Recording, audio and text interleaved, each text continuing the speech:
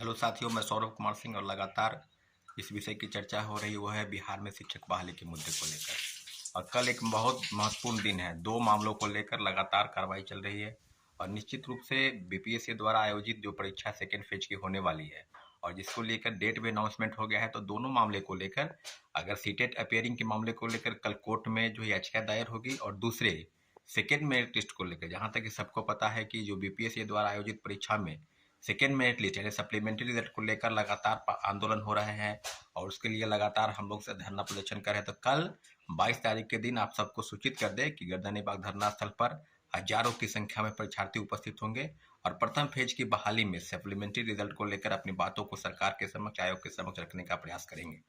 तो आपको बताते चले कि जो भी तैयारी है उसके लेकर पूरी तैयारी हो चुकी है।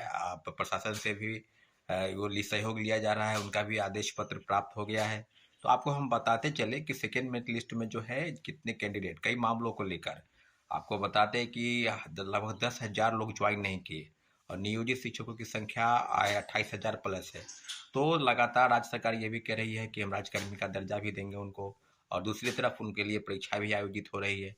तो सीधे सीधे बात है कि इस बार यानी इस मंगलवार को आज जो कैबिनेट की बैठक होनी है, हो सके आज कैबिनेट बैठक में जो राज्यकर्मी का दर्जा देने की बात है उसको लेकर कैबिनेट से मंजूरी मिल जाएगी तो रास्ता साफ हो जाएगा। परंतु नियोजित शिक्षक भी बीपीएससी सेकेंड फेज की बहाली का फॉर्म भर रहे हैं।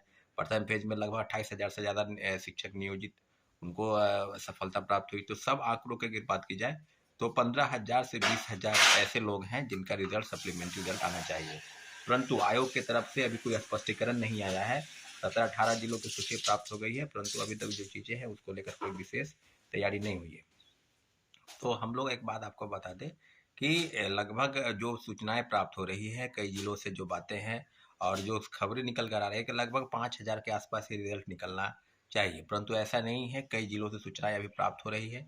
जिला शिक्षा पदाधिकारी और डीपीओ के स्तर से जो सूची है वो शिक्षा विभाग और बीपीएससी से मांगी जा रही है और सारी चीज़ों पर हम आपको बता दें कि जो चीज़ें होंगी उसमें 15,000 से 20,000 रिजल्ट, चाहे पीजीटी हो, चाहे टीजीटी हो, चाहे टीआरई हो, सब जगह पर तीनों फेज में 1 to 5 से लेकर और 9, 10, 11, 12 सब में सीटें खाली है। तो सीटें को बचाने का कहीं कोई औचित्य नहीं है।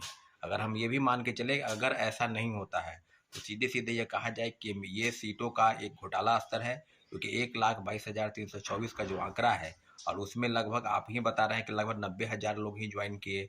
कई हजार लोग जो है फर्जी प्रमाण पत्र के आधार पर जो है वो डिग्री नियुक्ति पत्र पा लिए, उन पर भी कार्रवाई की सुई लटक रही है, उन पर भी कार्रवाई चल रही है।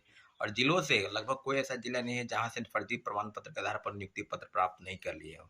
तो सीधे सीधे कहा जाए तो घोर लापरवाही है, चाहे शिक्षा विभाग का हो चाहे बीपीएससी का हो, किस स्तर पर क्या हुआ है। परंतु इतना जरूर है कि आने वाले समय में जिस तरह की विद्यार्थियों के मन में जो आशंका है और उनकी एक उम्मीद है कि बीपीएससी कम से कम 20,000 सप्लीमेंट्री रिजल्ट निकालेगी, परंतु इन सब चीज़ों को लेकर कहीं से अभी तक कोई क्लियर मैसेज नहीं आया है। तो आपको हम बता दें कि बीपीएससी द्वारा आयोजित ये जो सेकेंड फेज की बहाली है उसमें भी लगभग 1,20,000 पदों की बात की जा रही है। तो वैकेंट सीट को कंपनसेट किया गया और अब भी जो बाकी है, जितने कैटेगरी का, प्रत्येक कैटेगरी में उतना ही मांग है। तो फिर उस सीट को बचाने का कहाँ कोई औचित्य है। जितना कट ऑफ गया है मिनिमम कट ऑफ, उसके पास पास जितने भी रिक्वायर्ड कैंडिडेट हैं और उनकी जो मांग है उनका यही है कि सप्लीमेंट्री रिजल्ट निकाला जाए।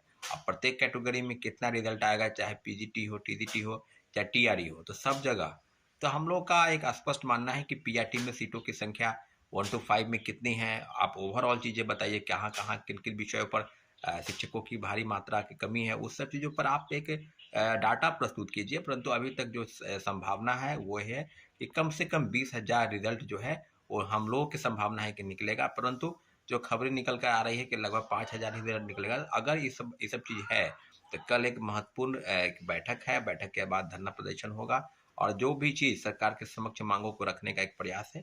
तो उम्मीद करते हैं कि आप सभी साथी से जो सीटेट अपियरिंग है वो केस संबंधी चीज़ों को समझेंगे और जो सेकेंड मेरिट लिस्ट को लेकर मांग लगातार कर रहे हैं वो भी कल धरना प्रदर्शन गर्दनी बाग में 10 बजे सुबह आने का प्रयास करेंगे। अगर आपको लगता है कि आपकी मांग सरकार तक पहुंचे तो आपको भारी से भारी संख्या में गर्दनी बाग धरना स्थल पर आना होगा और तभी अपनी बातों को मजबूती के साथ रखेंगे। साथियों, जैसा कि सबको पता है कि जो चीज़ें आपके समक्ष सरकार के पास जाएगी उस चीज़ की वैल्यू है, उस चीज़ की उस चीज़ के रिगार्डिंग जो भी चीज़ें होंगी आपको हम बताते चलें कि कल महत्वपूर्ण दिन है दोनों चीज़ों के लिए, सीटेड अपेयरिंग और सेकंड मेरिट लिस्ट को लेकर साथियों। ठीक है, धन्यवाद, जय हिंद।